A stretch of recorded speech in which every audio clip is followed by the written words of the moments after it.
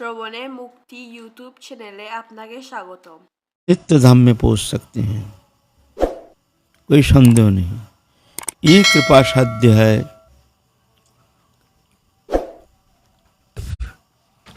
ये कृपा प्राप्ति के लिए चाहिए एकमात्र दीनता। अंतःकरण की ऐसे एक हार्दिक दीन भावना, ऐसी अपना को हीन ज्ञान अयोग्यता बुद्धि, हर स्थिति में साधक को ऐसे भावना, ये भावना साधक को बहुत बचाव करता है, अपराध से बचाव करता है। क्योंकि हम जब सब में हम गुण देखेंगे, अपना दोष देखेंगे, सब हमसे श्रेष्ठ हैं, सब में प्रभु हैं, सब प्रभु के विस्तार है जान करके हम चारों ओर जब देखेंगे तो मस्तक स्वाभाविक अवनमित हो जाएगा। जब तक अभिमान है, अहंकार है, दंभ है, तब तक उस प्रेम राज्य में प्रवेश करना तो बहुत दूर की बात है। अंतःकरण को शुद्ध करना ही बहुत कठिन हो जाता है। निर्मल अंतःकरण बहुत कठिन हो जाता है।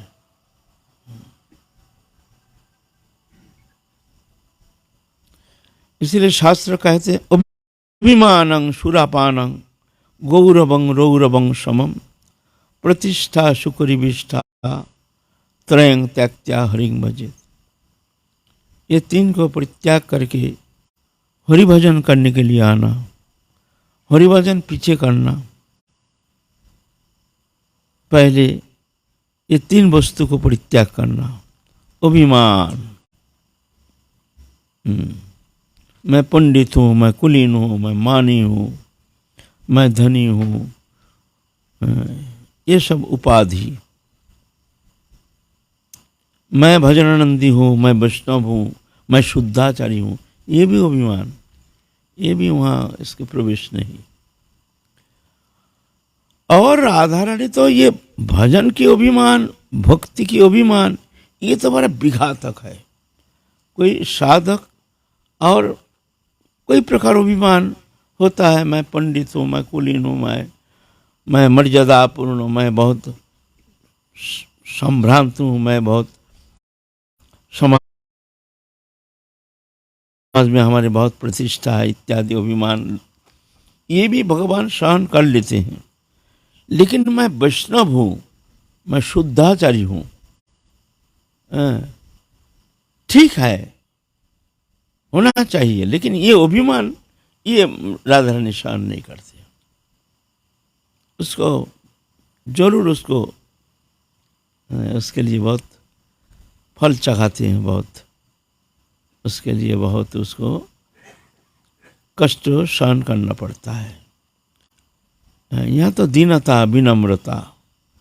भगवान तो ये देखते नहीं है कौन विद्वान है, कौन ज्ञानी है, कौन पंडित है, ये तो देखते ही नहीं। वो देखते हैं उसके हृदय में क्या है, वहाँ मैं हूँ, बस मैं हूँ तो बस है। भगवान उसको स्वीकार कर लेते हैं। बस तुम हर तरह से सर्वत भाव से मुझ में समर्पित हो जाओ, फिर बाकी हम देख लेंगे। तुम मेरी चिंता करो, हम तुम्हारी चिंता करेंगे। बस तुम्हारी चिंता करने के लिए तुमको चिंता का कोई आवश्यकता नहीं है। तुम मन को हम में लगा दो, मेरी चिंता करो। बाकी हम क्या करना है, क्या नहीं करना है, तुम्हारे लिए क्या प्रयोजन है, क्या प्रयोजन नहीं है, ये हम देख लेंगे। तुम मेरी चिंता करो, हम तुम्हारी चिंता करेंगे। बस ये सबसे सरल उपाय। लेकिन हमको भरोसा नहीं ना, हम लोगों को भरोसा नहीं। थोड़ा सा आपत्ति विपत्ति आदि व्याधि उपाधि दुख दन्न दारिद्री अपमान लांछना आदि वस्तु हानि, ये सब जब हो जाता है घबरा जाते हैं। तब ये विश्वास करने में बहुत कष्ट होता है जब प्रभु हमको रक्षा करेंगे। ऐसे हमारे विश्वास टूट जाता है ना। तो भगवान कहते ऐसे नहीं, तुम मन को हम में लगा दो, फिर बाकी हम देख लेंगे क्या करना है क्या नहीं करना है। कौन तो प्रतिजानी ही न में भक्ता प्रणश्यति, तुम प्रतिज्ञा करके कह सकते हो मेरे शरण में जो आया है वो कभी नष्ट नहीं होता है, चाहे कितने पापाचारी अभिचारी व्यभिचारी कुविचारी क्यों न हो, एक बार मेरे शरण में आ गया तो मैं उसको नष्ट होने नहीं देता हूँ। क्षिप्रंग भवति धर्मात्मा शांति निगच्छति, कौन तो प्रतिजानी न में भक्ता प्रणश्यति। बहुत जल्दी, क्षिप्रंग भवति, बहुत जल्दी। कभी कभी देखा जाता है साधक में भजन करते हैं, लेकिन बहुत सारे ऐसे प्रवृत्ति ऐसे कुछ स्वभाव में ऐसे कुछ व्यतिक्रम देखने में आता है जो स्वाभाविक समाज जीवन में उसकी स्वीकृति है नहीं। ऐसे ऐसे विचारधारा भावधारा देखने में कभी कभी आता है। वास्तव में भगवान तो ये सब देखते ही नहीं। ऐसा नहीं कब हम शुद्ध हो जाएंगे, निर्मल होंगे, समस्त पाप मुक्त हो जाएंगे, समस्त संस्कार मुक्त हो जाएंगे, तब जाके हम भगवत शरणागत होंगे, तब प्रभु हमको कृपा करेंगे। ऐसा नहीं, ऐसा होता नहीं, ऐसा होता ही नहीं। जीव निज चेष्टा के द्वारा कभी वो अपने को परिशुद्ध करके राधा रानी के चरण कमल प्राप्त करना निज चेष्टा के द्वारा ऐसे कभी संभव नहीं है। कोई शास्त्र ऐसे स्वीकृति नहीं देते हैं जो साधक निज चेष्टा के द्वारा भगवत प्राप्ति कर सकते हैं। ईश्वर सर्वभूतानां हृदय अर्जुन तिष्ठते, भ्रमयान सर्वभूतानि जंत्र रूढ़ानि माया। माया के द्वारा जीव जगत को भगवान नचा रहे हैं और जीव समझते हैं मैं नच रहा हूं। मैं नच नहीं रहा हूं, मेरे को नचाया जा रहा है। तो क्या करना है? बोलते हैं तमेव शरणं गच्छ सर्वभावेन भारत, तत्प्रसादात् परं शांति स्थानं प्राप्स्यसि शाश्वतम। उनकी कृपा से तुम परम शांति पद प्राप्त करोगे, तुम्हारी चेष्टा के द्वारा नहीं। तुम समर्पित हो जाओ। वहं त्वं सर्व पापे मुक्षयिष्यामि मां शुचि। भगवान इतना तक कहते हैं हम तुमको समस्त पाप से मुक्त कर देंगे, तुम चिंता नहीं करना। तो हम पापी हैं, हम पापी हैं, हम पापी हैं, हम दुराचारी हैं, हम में ये दोष है, ये दोष है। कब निर्दोष कब जीव था और निज चेष्टा के द्वारा कब वो पूर्ण रूप में निर्दोष हो सकता है? जब तक शरीर धर्मी है, शरीर में जब तक आत्मबुद्धि है, तब इस दोष से मुक्त होना संभव नहीं है। रहेगा ही, ये दोष से मुक्त होना संभव नहीं है। हाँ, जब शरणागत हो जाते हैं तो प्रभु कृपा करके धीरे धीरे धीरे धीरे उसके विवेक को जगा देते हैं। विवेक जग जाते हैं तो विवेक के द्वारा अपने दोष को वो दबाने में समर्थ हो जाते हैं, अपने विचार पूर्वक दोष को दबा देते हैं। लेकिन जाता नहीं है, ये जो निर्मूल हो जाएगा ऐसा होना संभव नहीं है। ये जाएगा एकमात्र भगवत साक्षात्कार। उस जड़ चेतन ग्रंथि जब खुल जाता है, जब अपने स्वरूप में स्थित हो जाता है, तभी जाकर के वो संपूर्ण, वो तो है निर्दोष, अपने स्वरूप में जब स्थिति हो जाती है तभी जाके वो निर्दोष होता है। खैर दोष तो आगंतुक है, दोष तो ये तो आत्मा में है ही नहीं। दोष आत्मा तो सर्वथा निर्दोष, लेकिन ये आभाषित है, आभाषित। जैसे मान लो भूत पकड़ा है, किसी को भूत पकड़ा है, तो भूत पकड़ने से उसका क्रिया कर्म जो दिखता है सब उल्टा पलटा, एक दिखने में लगता है जो ग्रहग्रस्तो कुछ ऐसे अस्वाभाविक क्रियाकर्मों, विकार, विकृति, कुरुचि ऐसे देखने में आता है। तो देख के समझ जाते हैं जो ये ग्रहग्रस्त है, ये कुछ भूतग्रस्त है, भूत। तो गुणीन बुलाते हैं, गुणीन आते हैं, देखते हैं हाँ तो भूत पकड़ लिया। तो कहते हैं तू कहाँ से आया है, कौन है तू? तो भूत कहता है मैं वहाँ था, मैं वहाँ से आया हूँ, मेरे को यहाँ अच्छा लगता है, तू यहाँ से जा, कब जाएगा? ना मैं जाऊँगा नहीं, मेरे को अच्छा लगता है। कौन कहता है? सब भूत। वो नहीं, वो आत्मा नहीं, जीवात्मा नहीं, उसके ऊपर सवार हो जाता है।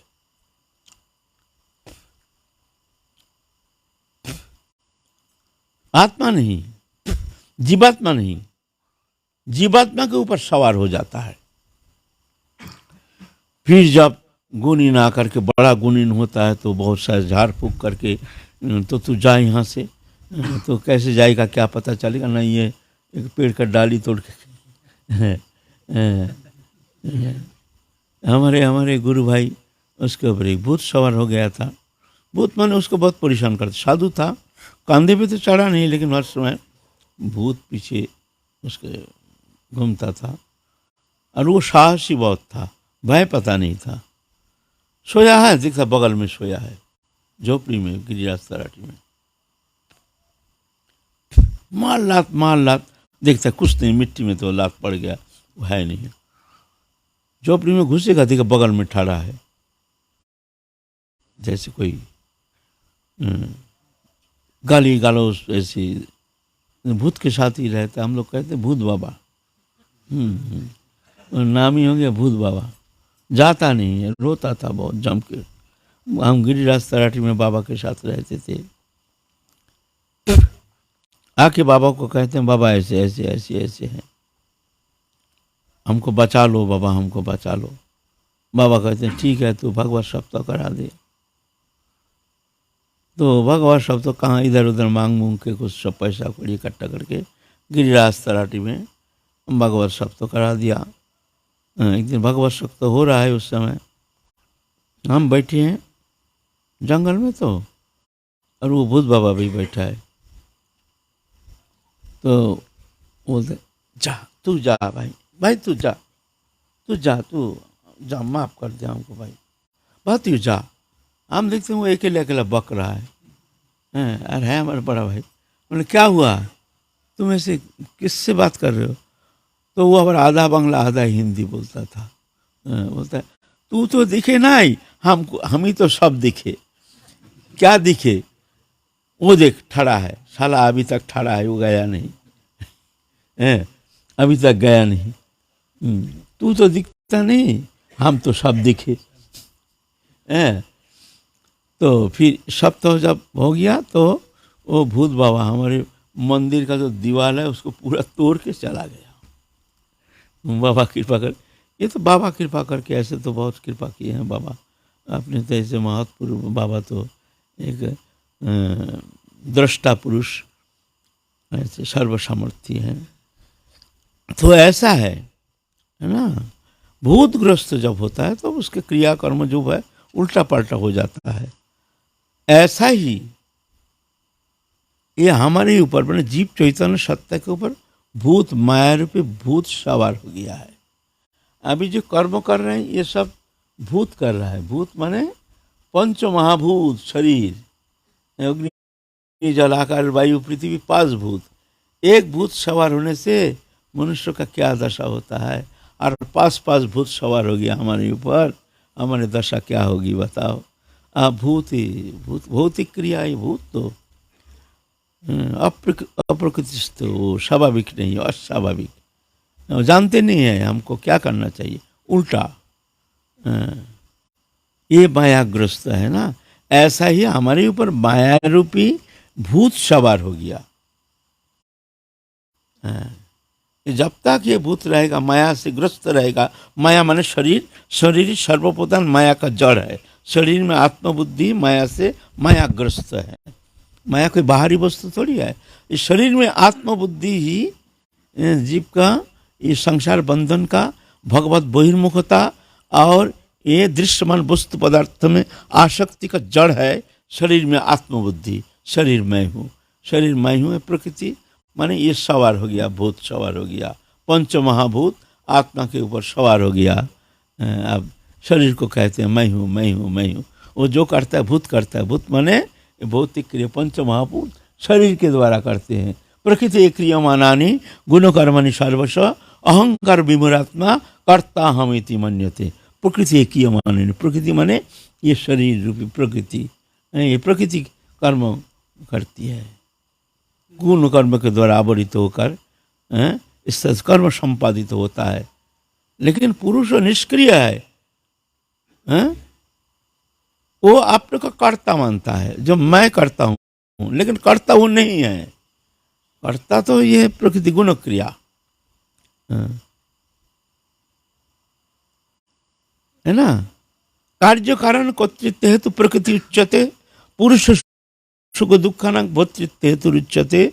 पुरुष ही भुंगते प्रकृति जान गुणान कारणां गुण संकोच सदसज्जनि जन्मसु। कार्य और उसके कारण ये प्रकृति है, आत्मा नहीं। और पुरुष सुख दुखानां भोक्तृत्व हेतु उच्यते। और जो कर्म होता है, कर्म का जो शुभ शुभ फल जो हो रहा, वो मान लेता है मैं करता हूँ, लेकिन वो करता नहीं है, लेकिन वो मान लेता है मैं करता हूँ।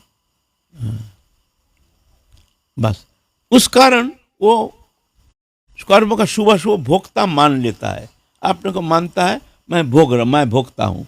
शुभ शुभ कर्म या आरोपित होता है उसके ऊपर।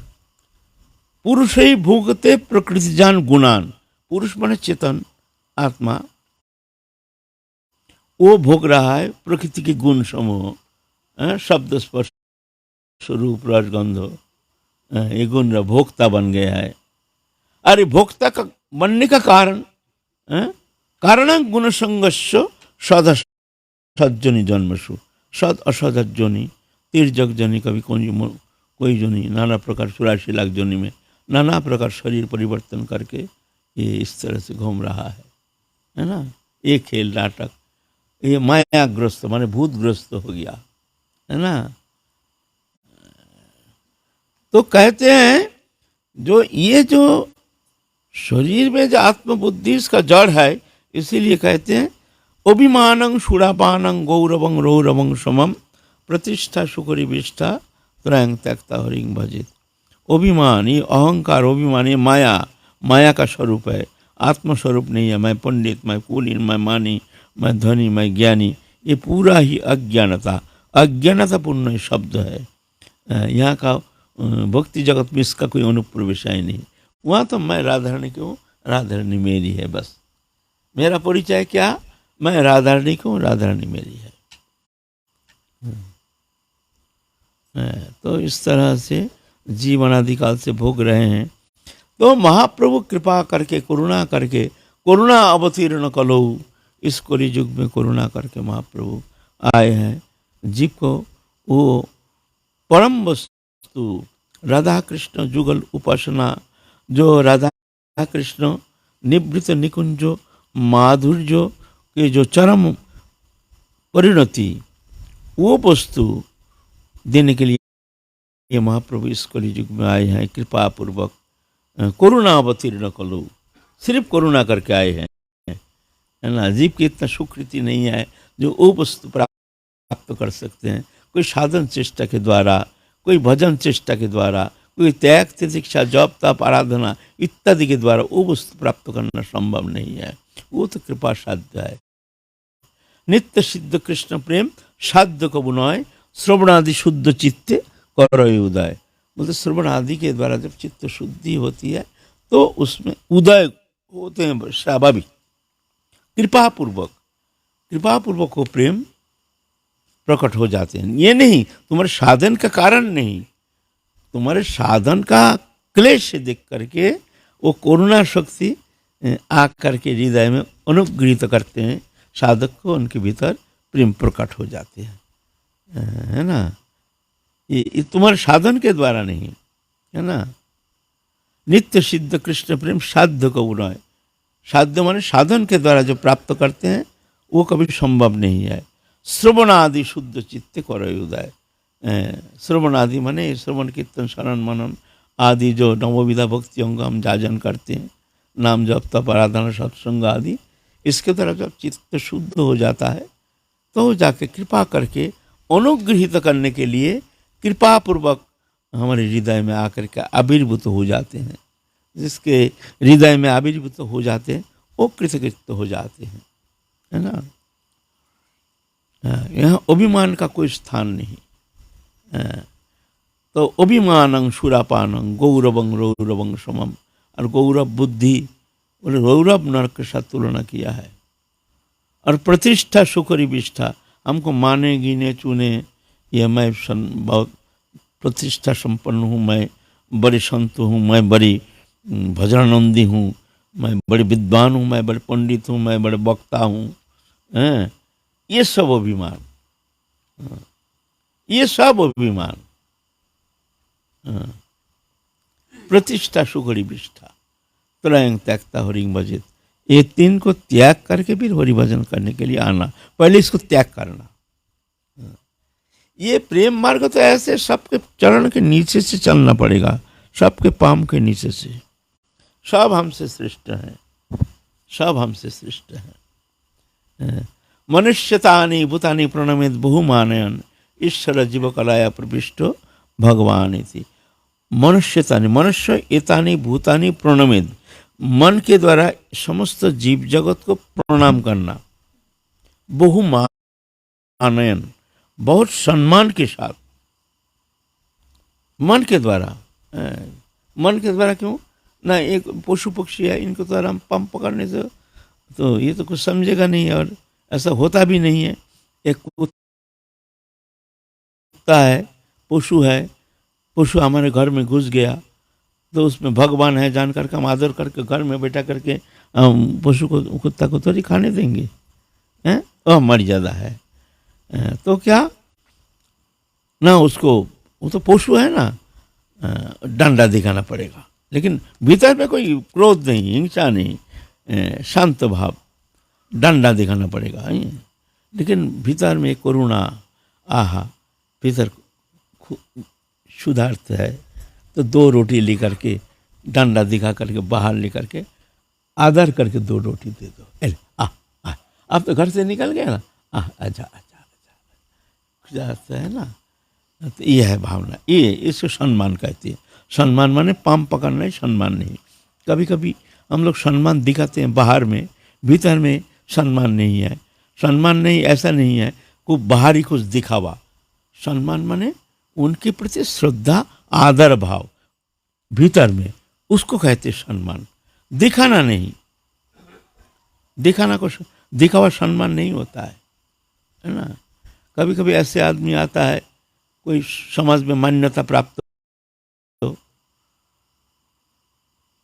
हम जानते हैं दुष्ट प्रकृति के है, लेकिन समाज में बहुत मर्यादा है, मान्यता है, आइए आइए आइए, बैठिए बैठिए, आदर करना, सम्मान दिखाना पड़ता है। भीतर में हम तो उनके प्रति हीन भावना, बड़ा दुष्ट है, बड़ा बदमाश है ना। तो इसको सम्मान थोड़ी कहा जाएगा।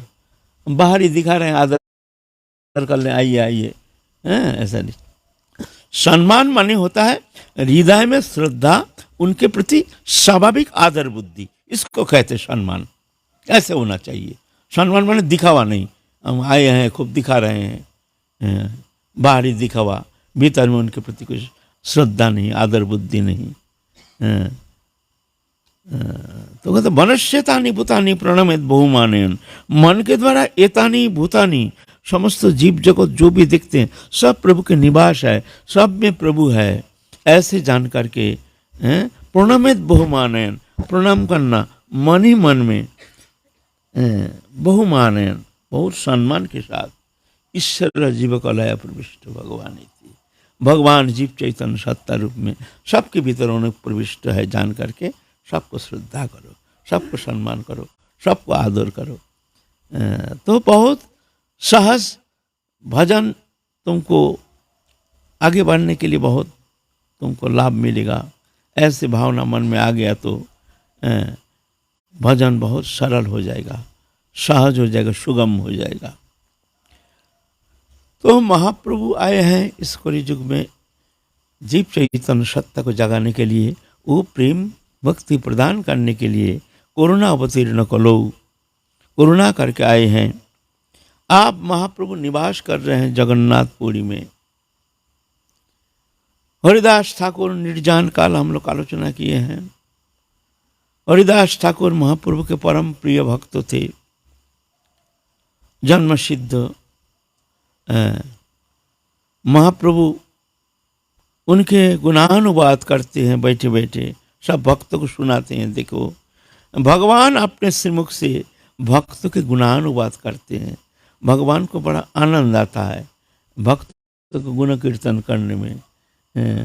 महाप्रभु हरिदास ठाकुर के गुणानुवाद सबको भक्त को बुला बुला करके कहते हैं, देखो हरिदास ठाकुर ऐसे थे, ऐसे नामनिष्ठ थे, ऐसे दीनता, ऐसे विनम्रता, ऐसे उनकी भजन निष्ठा, भजन निष्ठा, हर समय नाम, 24 घंटा नाम। हरिदास ठाकुर 3 प्रकार नाम करते थे, ऐसे सुनने में आता है। 3 लाख नाम करते थे। 3 लाख नाम, ये नाम करते हैं हम लोग ना। ये जप करने का त्रिविध प्रक्रिया है जप करने का। एक है वाग्यज, एक है उपांशु, एक है मानस जप। वाग्यज जप है जोर जोर से हरि नाम संकीर्तन करना, हरे कृष्ण कृष्ण कृष्ण हरे हरे, हरे राम राम राम हरे हरे, हरे कृष्ण। এটা वाग्यज, वाग्यज ওটা না, वाग्यज বাচিক, वाग्यज এটাকে বলে। हरे कृष्ण कृष्ण कृष्ण हरे हरे, हरे राम राम राम हरे हरे, हरे कृष्ण। ये बाचिक, ये वाग्यज, उच्च स्वर में नाम करना। ऐसे 1 लाख ये नाम करना चाहिए जब कहीं हल्ला गुल्ला होता है, कहीं बाहर जाते हैं, घर में हल्ला गुल्ला हो रहा है दिन में, उस समय उत्तम है ये वाग्यज हरिनाम। हरे कृष्ण, हम कुछ सुनेंगे नहीं, किसी का बात सुनेंगे नहीं, कोई कान में जाएगा नहीं, अपना नाम हमारे भीतर ऑटोमेटिक स्वाभाविक, हमारे जो उच्च स्वर कीर्तन करते हैं वो नाम जाके हमारे कान में प्रवेश करके हम खुद श्रवण करते हैं। तत्सहित ये नाम जहाँ जहाँ सुनाई देता है वहाँ जाके ये वातावरण को पवित्र कर देते हैं। और कीड़ा मकोड़ा पशु पक्षी जो भी ये श्रवण करता है ये नाम, उसका कल्याण हो जाता है, ये मंगल हो जाता है। इसलिए उच्च स्वर में, उच्च स्वर से जो हरिनाम संकीर्तन ये सर्वोपरि माना गया है। और फिर है उपांशु। उपांशु है होठ हिला करके, जैसे हम लोग करते हैं, ये करना चाहिए जब रास्ते में चलते हैं, घर में बैठे हैं, दिन में ऐसे जप करना चाहिए। हल्ला गुल्ला नहीं है, लेकिन हम रास्ते में चल रहे हैं, बाजार जा रहे हैं, कहीं जा रहे हैं, गाड़ी में बैठे हैं, कहीं बैठे हैं, तो इस समय ये उपांशु जप। और मानस जप, जब कोई आवाज नहीं, मान लीजिए मध्य रात्रि में जब जाग करके स्नान ध्यान करके आसन में बैठते हैं, उस समय कोई नहीं, कोई आवाज नहीं, उस समय ये मानस जप बहुत, इसमें बहुत लाभ है, इसमें बहुत शक्ति है। ये जब मन कोई आवाज नहीं, जीवा हिलेगा नहीं, कंठ हिलेगा नहीं, सिर्फ भीतर में जैसे हम श्रवण कर रहे हैं, जैसे एक रिकॉर्ड चल रहा है, बस उसके तरफ मन निविष्ट करके बस सुन रहे हैं,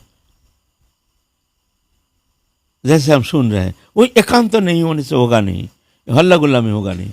ये मानस जब बहुत प्रभावशाली है, चित्त शुद्ध होने के लिए ये मानस जब बहुत प्रभावशाली है। ऐसे त्रिविधो हमारे जप करने का विधान है, वाग्यज, उपांशु और मानस। तो हरिदास ठाकुर तीनों संख्यापूर्वक करते थे। वाग्यज 1 लाख करते थे, हरे कृष्ण कृष्ण कृष्ण हरे हरे राम राम राम हरे हरे हरे, ऐसे 1,00,000, उपांश 1,00,000 और मानस 1,00,000, ऐसे 3,00,000 करते थे। समय बहुत लगता है इसमें, है ना। तो ऐसे नामनिष्ठ थे हरिदास ठाकुर। तो महाप्रभु तो अपने हाथ से हरिदास ठाकुर को समाधि प्रदान किए हैं। सो अपने हाथ से अंक में धारण करके जब हरिदास ठाकुर महाप्रयाण किए हैं तो स्वयं कृष्ण चैतन्य महाप्रभु रोते रोते समस्त भक्त मंडली के साथ कीर्तन करते करते अपने अंक में धारण करके स्वयं महाप्रभु समुद्र के किनारे में जगन्नाथपुरी में रेती को हटा करके वहाँ पर समाधि दिए हैं, सशरीर समाधि, है ना। वो समाधि अभी भी विद्यमान है वहाँ, सब पूजा करते हैं, सब जाते हैं हरिदास ठाकुर समाधि मंदिर। फिर महाप्रभु अपने हाथ से भिक्षा मांग करके भंडारा किए हैं। हमारे हरिदास चले गए हैं, रो रो करके सबसे भिक्षा मांगते हैं, हमको भिक्षा दो। हरिदास ठाकुर चले गए उनके परलोक के कर्म के लिए, आप लोग भिक्षा दो थोड़ा। इस तरह से महाप्रभु अपने हाथ से भिक्षा करके विशाल भंडारा किए, अपने हाथ से महाप्रभु सबको परिवेशन किए। वहाँ जो आनंद बाजार है, आनंद बाजार से महाप्रसाद लेकर के बनी बनाई मिलते। ज़्यादातर जगन्नाथपुरी में कोई महाप्रसाद का ही भंडारा होता है, वहाँ रसोई कम करते हैं बहुत, और सब पसंद भी करते हैं। जगन्नाथपुरी में जो जाते हैं सब पसंद करते हैं, जो जगन्नाथ महाप्रसाद जो है वही हम प्रसाद ग्रहण करेंगे। तो सभी भक्त जो भी वहाँ भंडारा करते हैं जगन्नाथ के महाप्रसाद के द्वारा, डाली बेसर महुर बेसर ये सब है, खीर फीर आदि से बड़ी सुंदर, बहुत अच्छा लगता है बहुत। ऐसे दाल तो हम लोग दाल भात मज़ा नहीं आता, आनंद नहीं आता है, लेकिन जगन्नाथपुरी के जो डाली और दाल है ना, डाली कहते हैं, डाली और भात जो है ना, इतना आनंद आता है। मैंने 56 भोग किया, सब फेल। मैंने तुम जी भर के खाओ, सिर्फ दाल और बखाया है, जी भर के खाओ, सिर्फ दाल, और उसमें कोई मसाला नहीं, कुछ नहीं, सिर्फ नमक है, लंग मिर्च पिर्च कुछ नहीं है, लेकिन इतना टेस्ट है। खाया है कभी तुम? खाया है? जो खाया नहीं वो दुर्भागा है। वो हम तो जगन्नाथ जब बहुत दिन थे, गुरु जी के साथ भी थे, वही जगन्नाथ के महाप्रसाद। तो इस तरह से वहाँ के जो भंडारा वो जगन्नाथ के महाप्रसाद से ही होता है। ऐसे महाप्रभु बड़े आनंद से धूमधाम से उनकी नित्य क्रिया करके फिर महाप्रभु निवास कर रहे हैं। फिर एक दिन क्या हुआ, उनका ही देश से, माने पूर्वाश्रम जो था बांग्लादेश से, प्रद्युम्न मिश्र नाम के एक उनके ही जानकारी आए हैं। महाप्रभु का नाम सुन करके जगन्नाथपुरी में आए हैं। वो बहुत ऐसे पंडित भी थे और सत्संग भी थे, लेकिन शास्त्र संबंध भी बहुत ज्ञान, ऐसे ही बहुत ज्ञान भी है उनका, लेकिन थोड़ा ज्ञान रहने के कारण थोड़ा अभिमान भी है। जो हम बड़े पंडित हैं, सत्संग करेंगे तो किसका संग करेंगे, ये तो थोड़ी इतना पंडित है उसका क्या संग करेंगे। जो पंडित होता है ना, साधारणतः अपने को इतना पंडित मानने का कारण साधारण किसी से सत्संग करते नहीं है, शास्त्र आलोचना करते नहीं है, वो अपमान समझते हैं। इससे क्या शास्त्र आलोचना करें, ये तो जानता नहीं है ना। ये थोड़ा अपने को थोड़ा सा हीन समझते हैं। वो सोचते हैं कि ये हमको प्रश्न करेंगे, हम उत्तर देंगे, हम इससे प्रश्न करेंगे, इससे सत्संग करेंगे। ये क्या जानता है क्या? ऐसे ही एक सुप्त अभिमान, जो जिसके अंदर जो वस्तु है उसका एक अभिमान होता है। ये अभिमान ना स्वाभाविक होता है। जिसका अंदर जो वस्तु होगा उसका अभिमान। धन है तो धन का अभिमान, विद्या है तो विद्वत्ता का अभिमान, पंडित है तो पंडिताई का अभिमान, उच्च वंश में जन्म है तो वो वंशज का अभिमान, भजन करते हैं तो भजनानंदी का ये भी अभिमान। हम बड़े भजनानंदी हैं, खूब भजन करते भजनानंदी। हम बड़े त्याग तितिक्षा वैरागी हैं, ये भी अहंकार भीतर में सुप्त रूप में। हम बड़े त्यागी हैं भीतर में। ये लोग क्या है, तो भंडारा खाता है, रसगुल्ला खाता है, ये क्या? ये हम तो बड़े त्यागी हैं। ऐसे त्याग का अभिमान। किसी के अंदर भक्ति है, भक्ति से दो बूंद आंसू निकालता है, अरे उसका भी एक अभिमान भीतर में सुप्त रूप में बैठा रहता है। अभिमान एक कोने में दीनहीन होकर के दिखने में आता नहीं है, लेकिन भीतर में बैठा है। हमारा तो और ही कथा में हमको भगवत चिंतन में अश्रुधारा बहती है। ऐसे एक अभिमान, सुप्त अभिमान रहता है। दीनहीन लोग होकर के वो अभिमान देखने में आता नहीं है। अभिमान के आंख में आंसू दिखता है, लेकिन भीतर में है वो भक्ति के अभिमान। भक्ति के अभिमान, अभिमान जाता नहीं है। इस तरह से वो जो एकमात्र गुरु कृपा व्यतिरेक, ये अभिमान को पहचानना बहुत कठिन है। भजन का अभिमान, मैं भजनानंदी, विद्वत्ता का अभिमान, मैं बड़ी विद्वान, है ना। जब रूप सनातन, छोटा सा एक कहानी सुनाते हैं। रूप सनातन गोस्वामी रहते हैं टेर कदम में। टेर कदम में इस समय एक सारा भारत के एक बड़े विख्यात पंडित, दिग्विजयी पंडित आए हैं वृंदावन में। बड़े बड़े पंडित के निवास स्थली है, चलो वृंदावन में चलो। वहाँ उस समय पंडितों का एक कक्षा होता था, माने तर्क वितर्क। जो हार जाते थे, जो जीत जाते थे, उसको माला पहनाना पड़ता है, विजय माल्य, इसको कहते हैं विजय माल्य। और बड़े आनंद से, घमंड से, बड़े साजा वाजा लेकर के जाते थे। माने बड़े पंडित है ये, दिग्विजयी पंडित है, बड़े मान्यता प्राप्त। ऐसे ही मान्यता प्राप्त सारा भारत घूमते घूमते आए हैं। सुने हैं वृंदावन में बड़े बड़े पंडितों की निवास है।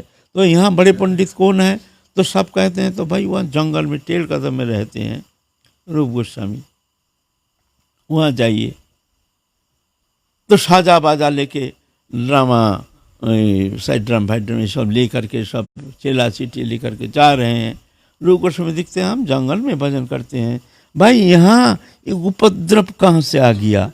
इतना साजा बाजा लेकर हो ही हुल्लड़ करते करते बाहर देखते हैं जो हाथी पे चढ़ करके आए हैं। एक बड़ा में तो साधु जैसे हैं, पूती पाता लेकर के उतरे हैं।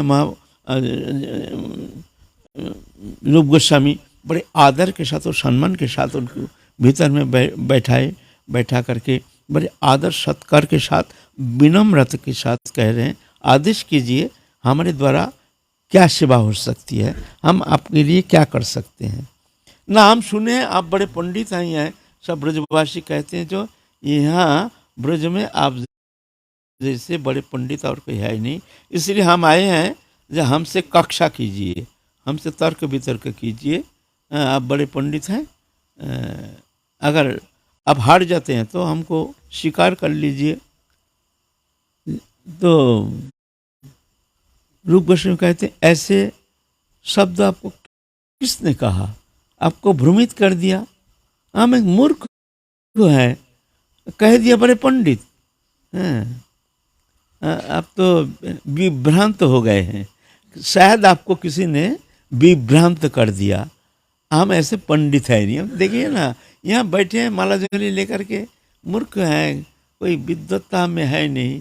किसने कह दिया विद्वान? सा विद्या तन्मति जया। विद्या क्या है? भगवत चरण में मति उत्पन्न होती है, उसको कहते हैं विद्या। यह हमारे आध्यात्मिक शास्त्र में सा विद्या तन्मति जया। विद्या क्या है? अगर भगवत चरण में मति उत्पन्न होती है, वो कराते हैं, तो वो उसको विद्या माना जाएगा, नहीं तो बाकी सब अविद्या। तो कहते हैं हमारे तो भगवत चरण में मति नहीं, आप क्या कहते हैं?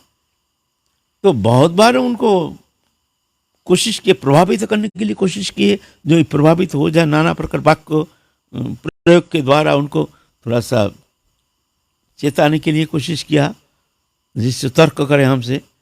तो हाथ जोड़ करके बड़े विनम्रता के साथ, महाराज हम आपके चेला के चरण धूल के समान है नहीं, हम यहाँ पढ़े हैं राधा रानी के चरण प्राप्ति उद्देश्य लेकर के, अपने चित्त शुद्ध करने में हम असमर्थ हैं, हमारे भीतर कितना अभी अवगुण है, हम यहाँ दुखी होकर पड़े हैं, और आप कहते हैं हम विद्वान हैं।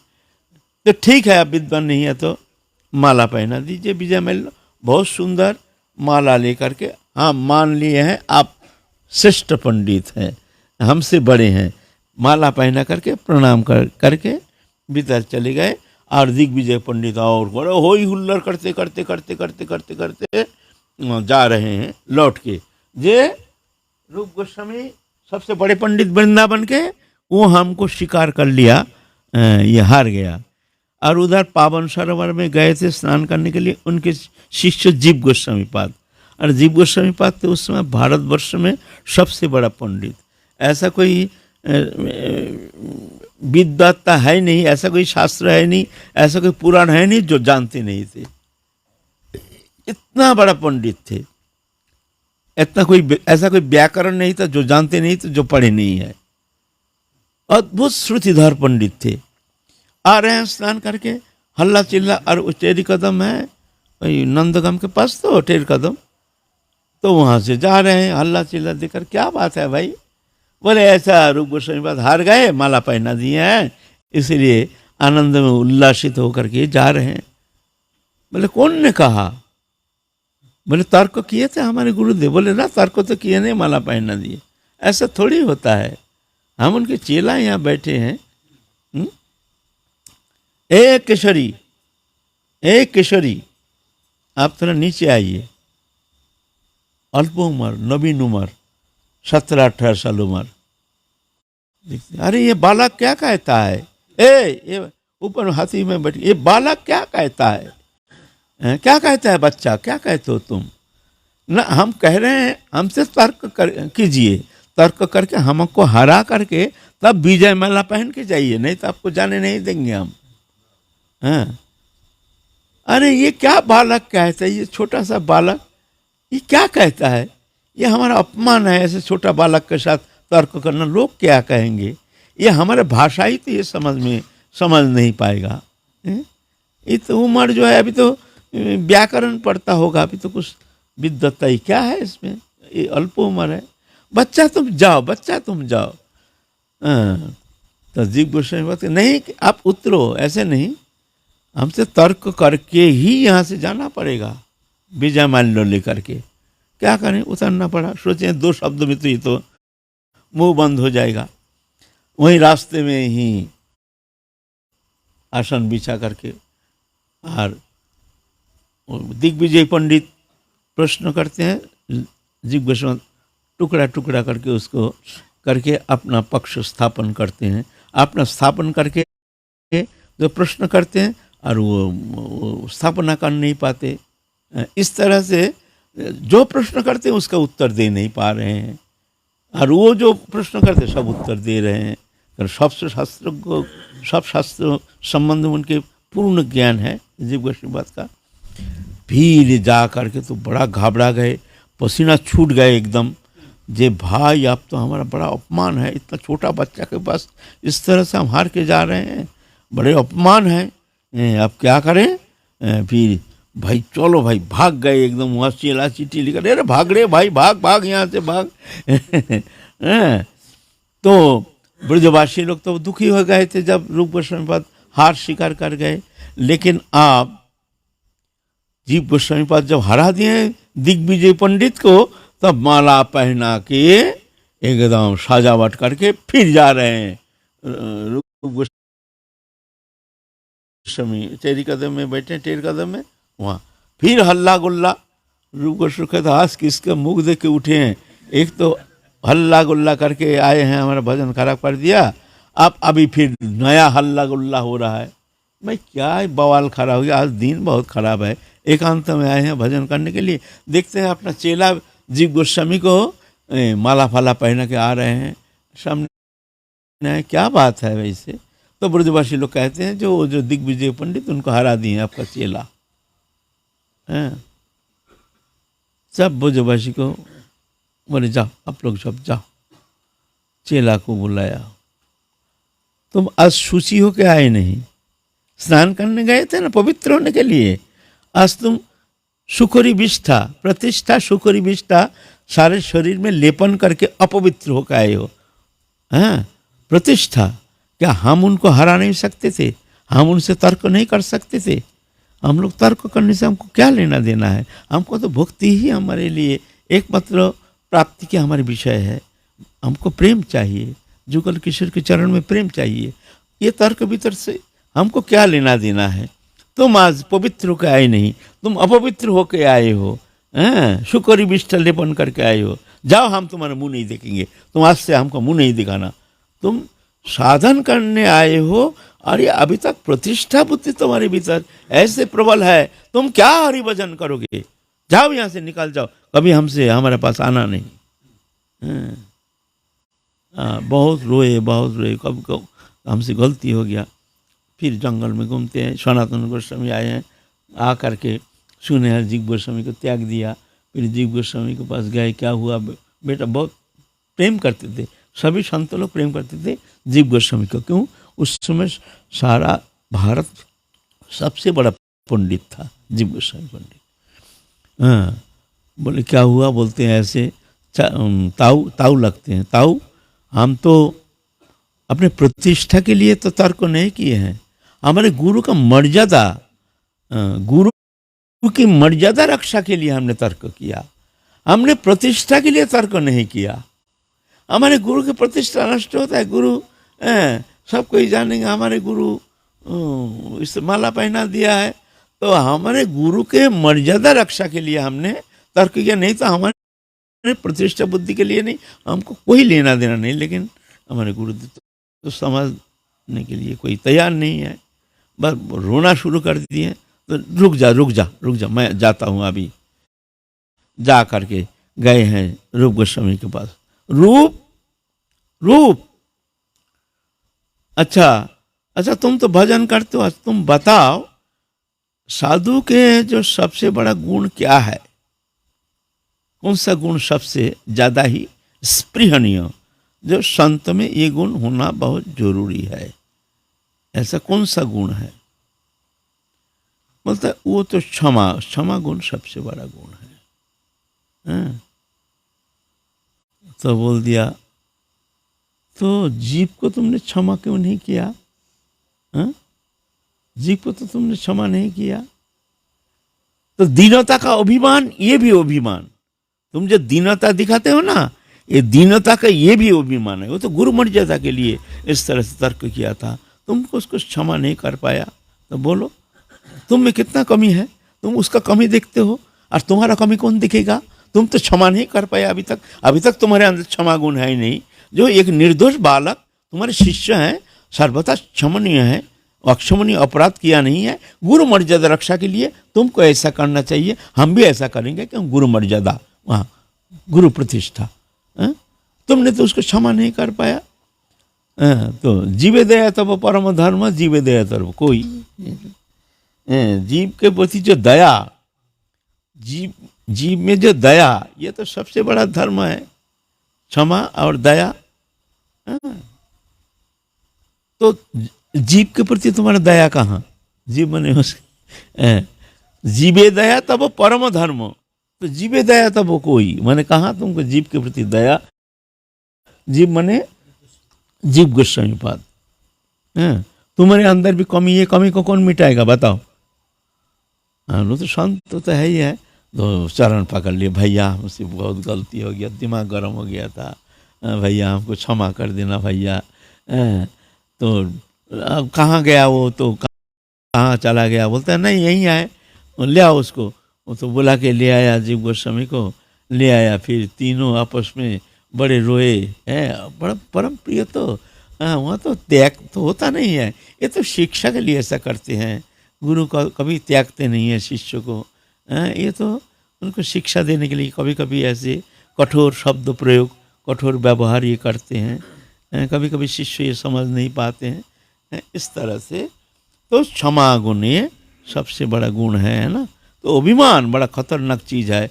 अभिमान जब तक रहता है तब तक जाकर के भक्ति मार्ग में उनका अनुप्रवेश होना संभव नहीं है। ऐसे प्रद्युम्न मिश्र तो भक्त तो थे, विद्वान भी थे, पंडित भी थे, आए हैं महाप्रभु के पास डायरेक्ट आदर सम्मान किए हैं, बताइए क्या सेवा कर सकते हैं? तो प्रद्युम्न मिश्र कहते हैं जो आपसे सत्संग करने के लिए आए।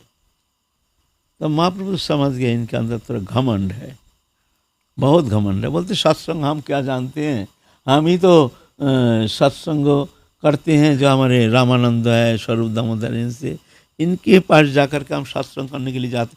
हमको उतना ज्ञान नहीं है, हम में उतना भक्ति नहीं है, हम में उतना अनुप्रवेश नहीं है जितना कि ये सब भक्त में है। आप कृपा करके एक बार राय रामानंद के पास जा करके आप इस तरह से उनके पास सत्संग करके आइए। हम भी जाते हैं उनके पास, हम में भी उतना गुण है नहीं, उतना प्रेम भक्ति है नहीं, उतना ज्ञान है नहीं जितना राय रामानंद में है। तो सुन करके तो अच्छा नहीं लगा जब महाप्रभु कहते हैं। फिर भी गए हैं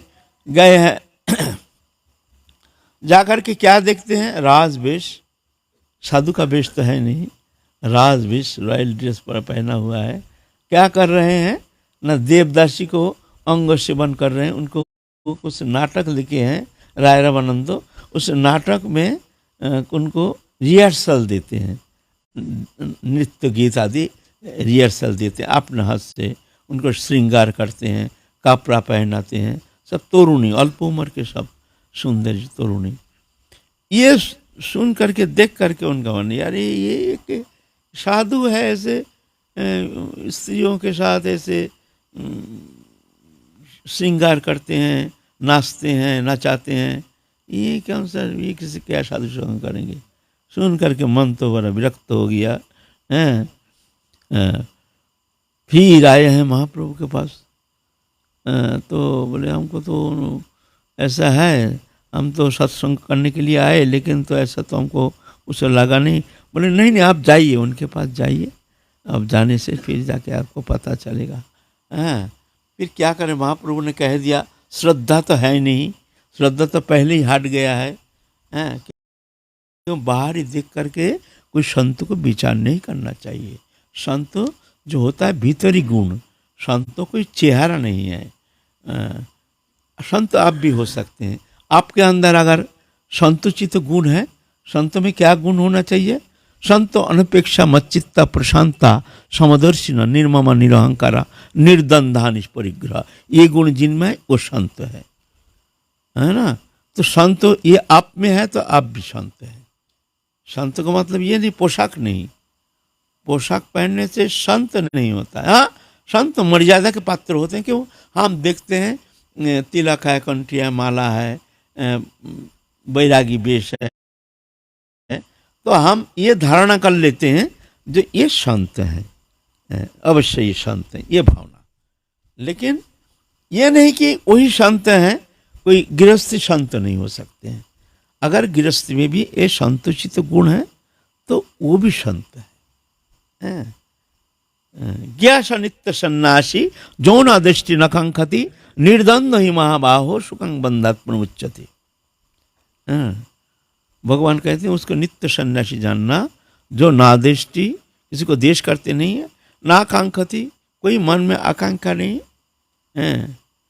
ऐसे जो है तो उनको तुम सन्यासी जानना, चाहे गृहस्थी में रहे, धोती पहने, कुर्ता पहने या कुछ भी करे, कहीं रहे, वो सन्यासी। ज्ञास नित्य सन्यासी जो नादेष्टि न कांक्षति, निर्द्वंद हो। निर्द्वंद माने हर्ष विषाद मान अपमान शीत उष्ण सुख दुख लाभानी, इसमें समचित्तता। सुखंग बंधात प्रमुच्यते, बोले बहुत प्रेम से ये संसार बंधन से मुक्त होकर के भगवत सानिध्य प्राप्त करने में समर्थ होते हैं, चाहे गृहस्थी में रहे, चाहे कहीं भी रहे। ऐसे जो हैं उनको सन्यासी जानना, है ना। तो फिर महाप्रभु भेजे हैं, गए हैं, फिर जा करके अब क्या करें, महाप्रभु कहे हैं, श्रद्धा तो है नहीं, लेकिन फिर भी महाप्रभु आदेश किए हैं, चलो सत्संग करके देखो। और बड़े विनम्रता, बड़े दीनता महाप्रभु भेजे हैं। आहा, जरूर ये ऐसे कोई महत्पुरुष हैं जिसलिए महाप्रभु हमारे पास भेजे हैं, हमको कृपा करने के लिए ये आए हैं। ऐसे नहीं कि हम इनको कुछ शिक्षा देंगे, कुछ ज्ञान देंगे। संत जो होते हैं उनकी भावना उल्टा होता है, जी ये हमको कृपा करने के लिए आए हैं, हम इनको कृपा नहीं करें, ये हमको कृपा करने के लिए आए हैं। हमारे यहाँ सौभाग्य है, ये सत्संग की बहाना से, ये भी संत है, नहीं तो सत्संग करने क्यों आएंगे। जब आए हैं इनके मन में सद्भावना, भगवान के प्रति प्रीति है, तब ना तो आए हैं ना, तो मतलब ये संत हैं, तो ये हमको कृपा करने के लिए आए, ये भावना, ना कि हम बड़े ज्ञानी हैं, हमारे द्वार पर आए हैं, हम इनको कुछ शिक्षा देंगे। संत में ऐसा होता नहीं है। संत दिखते ये हमको कृपा करने के लिए आए है। ये बड़े हैं, महान हैं, ज्ञानी हैं, अनुभवी हैं, लेकिन फिर भी ये विनम्रता, ये दीनता, ये संत का अलंकार है, भूषण है।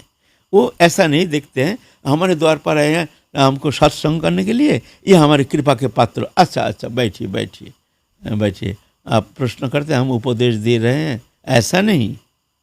वो जानते हैं हमको कृपा करने के लिए आए। इस तरह से बहुत विनम्रता के साथ, बहुत आदर करके बैठे। फिर जाके सुबह से संध्या तक दिन बीत गया, सत्संग करते करते उसमें भाव विभावित होकर राय रामानंद तो साक्षात विशाखा सखी, विशाखा ना, विशाखा सखी साक्षात, और वो जुगल प्रेम की वो प्रसंग वो कहते कहते ऐसे भाव विभावित हो गए हैं, देख करके प्रद्युम्न मिश्र बहुत लज्जित हो गए। जब हम किसको एक गृहस्थी, एक साधारण समझ लिए हैं, देखो ये कहाँ हम कहाँ, हा, देखो कैसे पहचानेंगे जो महत्पुरुष कैसे कैसे होते हैं। महत्पुरुष थोड़ी वो चेहरा से, पोशाक से थोड़ी महत होता है, महत कहाँ नहीं जाएगा। महत्पुरुष का लक्षण होता है महंतस्ते समचित्ता प्रशांता विमन्नव सुड़िद साधव जे, ये गुण जिनमें है वो महत्पुरुष है, महंतस्ते समचित्ता, है ना।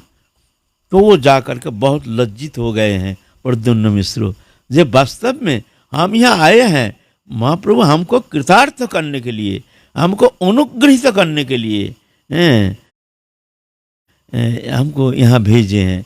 तो और क्या ना, हमारे भीतर जो घमंड, अज्ञानता, हमारे बाह्य विचार जो हम साधारणीकरण कर लेते हैं, ये ऐसे वो ऐसे, किसी का रूप देख करके, चेहरा देख करके थोड़ी पता चलता है जो उसके अंदर क्या गुण छुपा हुआ है। यहाँ बैठे हैं एक साधारण कपड़ा पहन के, तो हम क्या धारणा करते हैं, साधारण कोई गृहस्थी है, ऐसे ही है। कोई महत्पुरुष हो सकता है, तुम क्या जानते हो, क्या देखे हो। तो इसीलिए कभी साधारणीकरण करना नहीं। जो साधु हैं, जो भजन करना चाहते हैं, उनके लिए शब्द है। गृहस्थी के लिए वो जो कर रहे हो करो, लेकिन जो संत हैं, जो इस जन्म में भगवत भक्ति प्राप्त करना चाहते हैं, राधा रानी के प्रेम सानिध्य प्राप्त करना चाहते हैं, उनके लिए ये शब्द है। साधारणीकरण किसी को करना नहीं, जानना जो ये हमसे श्रेष्ठ हैं, ना जाने क्या गुण इनमें है, हमको पता नहीं। हम तो बाहरी रूप देख करके एक अनुमान कर लेते हैं, ये तो ऐसे ही साधु है, ऐसा ही नहीं है। कैसे जान लिया तुमने ऐसा ही साधु है, चेहरा देख करके, है ना। तो ये ज्ञान दिलाने के लिए महाप्रभु भेजे हैं प्रद्युम्न मिश्र को राय रामानंद के पास। और सारा दिन बीत गया, फिर भी सत्संग को ख़त्म नहीं होता है। फिर एक जन आके वृत्त आके चेतन दिलाया, प्रभु संध्या होती जा रहा है, आपको नित्य कृत्य करना है, आपको तो अभी पूजा अन्निक आदि करना है प्रभु। तब वही दशा प्राप्त हुए हैं राय रामानंदो, क्षमा याचना कर रहे हैं, क्या करें, अब आपने नित्य कृत हैं। इसीलिए फिर आइए, फिर आपके संग से हमको कुछ कल्याण होगा, जरूर होगा, आप कृपा करने के लिए आए हैं, ऐसे ही हमको फिर आइए, हमको कृपा करके जाइए, अवश्य आइए फिर। ऐसे फिर आके उपद्युम्न मिश्र महाप्रभु को बहुत दंडवत प्रणाम किए, क्षमा याचना कीजिए प्रभु, हमारे ऐसे हीन भावना आ गया था उनके बाहरी विचार देख करके, लेकिन ये बहुत हमको अद्भुत एक शिक्षा प्रदान किए हैं, हमारे भ्रम दूर हो गया। किसी को साधारणीकरण कभी करना, सब में भगवत सत्ता है, सब में भगवान है, ऐसा थोड़ी है हम में भगवान है तुम में भगवान नहीं है, सब में प्रभु हैं। ना जाने किस में क्या गुण दिए हैं, ऐसे ऐसे मनुष्य में ऐसे ऐसे महती गुण है तो चिंता के अगम्य है, बाहर दिख के कोई पहचान नहीं होगा, ऐसे ऐसे महती गुण है ना। जो संत होते हैं वो गुणानुसंधान करते हैं दूसरे का, इसके अंदर क्या गुण है इसके अंदर। और हम जैसे साधक जो है कनिष्ठ अधिकारी, वो दोषानुसंधान करते हैं, इसकी ये दोष, इसकी ये तो ऐसा है, ये तो ऐसा है, ये तो गृहस्थी है। लेकिन ऐसा नहीं है। अपना को हीन ज्ञान, अयोग्यता बुद्धि, इसी में ही प्रेम, इसी में सर्वसिद्धि। एक पगला जैसे एक बच्चा है यहाँ, छोटा सा भोजू भोजू कहते हैं ना, उसको तुम अमृत तो दे दो, खाएगा नहीं, सीधा लेके अपने मैया का हाथ में दे देंगे। छोटा सा पगला जैसे, देखो भोजू, छोटा सा बच्चा, बिस्कुट दो, टॉफी दो, कुछ दो, खाने का दो, अमृत दो, खा नहीं सकता है, सीधा लेगा, लेकर के अपने मैया का हाथ में देगा। हमने देखा है। तो बोलो क्या विचार करे, पागल जैसे, पागल यहाँ घूमता है, यहीं घूमता है, उल्टा पैंट पहनता है, उल्टा जामा कुर्ता पहनता है, आधा कुर्ता पहना, आधा तो यहाँ से खुला हुआ है ऐसे पागल सा। ये भी कितना बार कपड़ा खरीद के दिया है, नंगा ही रहता है, लेकिन देखो क्या महती गुण।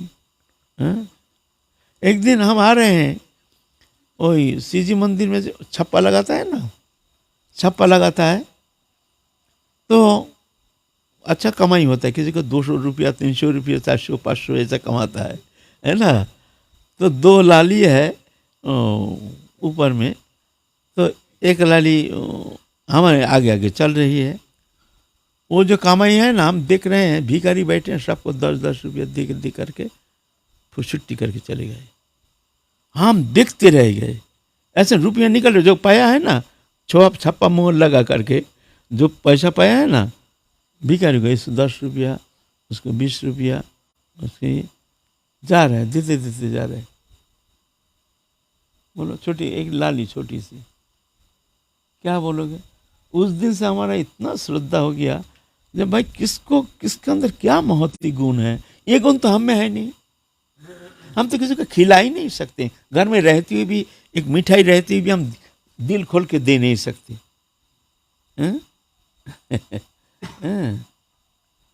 हमने एक दिन पूछा, तूने ऐसे दे दिया, कैसे दे दिया, बोलते हैं हमको भी राधा रानी देते हैं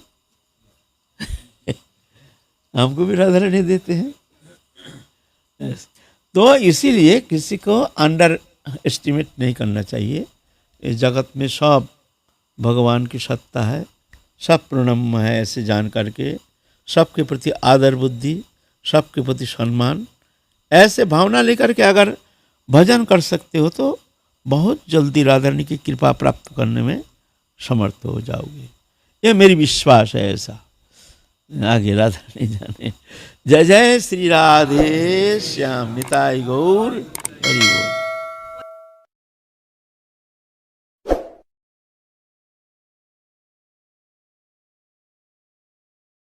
Subscribe to our YouTube channel. Thank you.